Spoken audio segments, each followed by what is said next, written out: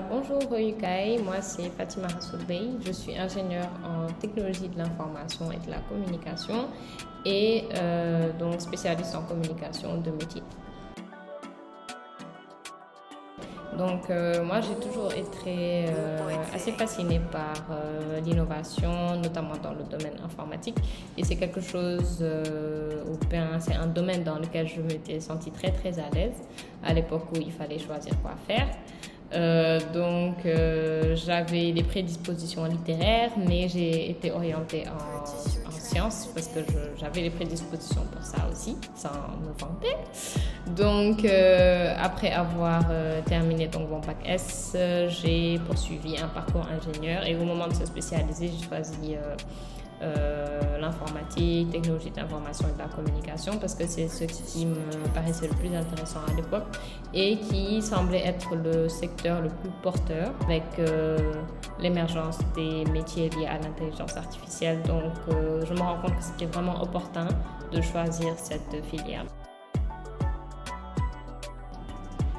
Droitière. J'ai toujours eu de la passion pour la communication et donc mon plus grand challenge c'était peut-être de faire ce pivotement vers ce nouveau secteur pour lequel j'ai appris un peu dans le tas avec différentes opportunités qui se sont présentées à moi. Mais n'empêche que, alhamdoulilah, je pense que mon parcours ingénieur m'a donné aussi des outils qui me permettent de m'adapter à n'importe quel secteur. Donc, c'était un très bon choix de départ. Quelqu'un de petit déjeuner. Si je prends le petit déjeuner, je peux oublier tous les deux autres pas.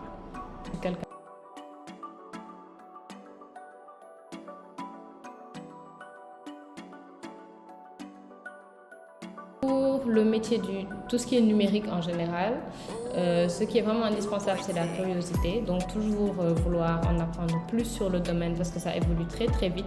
Donc pour ne pas être laissé un peu en rade, il faut s'informer au maximum des nouvelles tendances du secteur, etc. La deuxième qualité, je dirais, c'est la flexibilité, la capacité à s'adapter rapidement aux changements et aux évolutions parce que voilà, ça passe très très vite dans le numérique. Alors les diététiciens vont mal le prendre, mais je vais dire soda. Parce que je travaille dans un autre domaine, je ne code pas au quotidien, je ne fais rien, si je peux dire, qui est relatif au TIC. Mais j'utilise des outils, en tout cas informatiques, dans mon travail et j'essaie de rester au maximum à l'ère du temps dans ce qui se passe dans ce domaine-là parce qu'on ne sait jamais, peut-être que c'est quelque chose que je pourrais poursuivre encore à l'avenir. Les deux, j'adore la lecture. Maintenant, c'est vrai que le temps fait défaut, plus on avance. Donc, les podcasts sont très, très pratiques et donc j'en écoute à longueur de journée pendant que je travaille ou autre. J'ai souvent été la plus jeune dans beaucoup d'équipes dans lesquelles j'ai travaillé. J'ai souvent été l'élément le plus jeune en tout cas. Et donc ça, c'est un challenge, surtout quand on veut être pris au sérieux, quand on veut que sa voix soit entendue, quand on est assis dans une salle avec des gens qui ont 10 ans, 20 ans d'expérience alors qu'on en a peut-être 5 ou moins. Mais qu'on a les compétences et qu'on sait les faire valoir. Je pense que parfois, ça peut être un challenge. Mais voilà, je pense que c'est ça, c'est tout le fun aussi du parcours, de la carrière, c'est d'apprendre dans le tas, de s'adapter. Viviane ou Miyagi, je vais dire Viviane. Donc, je sais que quand j'étais étudiante, par exemple, j'étais la seule fille dans ma classe. On a suggéré ça. Dans le domaine du travail aussi, j'étais une des rares filles, peut-être dans mes stages, etc. et tout dans le domaine. Mais je pense que c'était intéressant. J'ai eu la chance, en tout cas, d'être toujours dans des équipes où il n'y avait pas du tout ce type de préjugés-là, où on te mettait une limite, en tout cas. Donc voilà, je pense que ça c'est quelque chose pourquoi je suis très très reconnaissante. Comme vous pouvez le constater, le voile.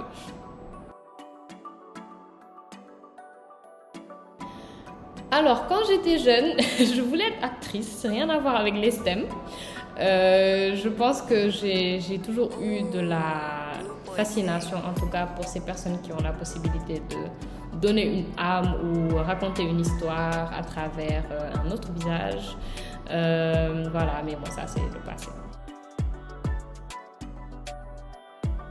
Concevoir. Ça, je pense que c'est même mon combat quotidien. Le combat quotidien quand on est jeune dans une équipe, c'est d'être dans le volet conception, d'apporter sa pierre à l'édifice de quelque chose qu'on espère voir durer des années, se perpétuer.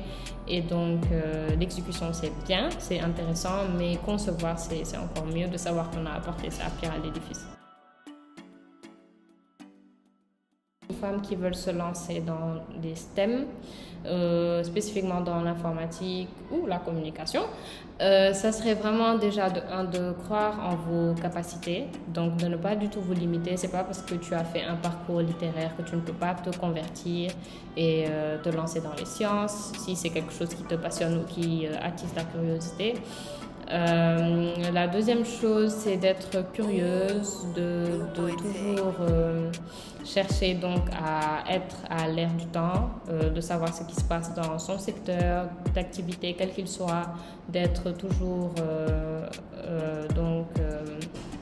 informé des nouveautés et de les suivre. Et le troisième conseil que je donnerais, c'est aussi d'être généreux et d'interagir au maximum avec les personnes que vous admirez peut-être dans ce secteur-là. Si vous avez la possibilité d'être mentoré, c'est quelque chose de bien parce que vous apprenez directement de quelqu'un qui a déjà des aptitudes dans un domaine qui vous intéresse. Et donc, je pense que comme on dit, nit mooy garabam, entre guillemets, donc c'est toujours bien d'apprendre de l'autre et d'enseigner aussi, donc l'échange est toujours bénéfique et ça, je pense que la vie me l'a appris à plusieurs reprises, donc je sais que si je devais vous donner un conseil, ce serait vraiment ça. Merci.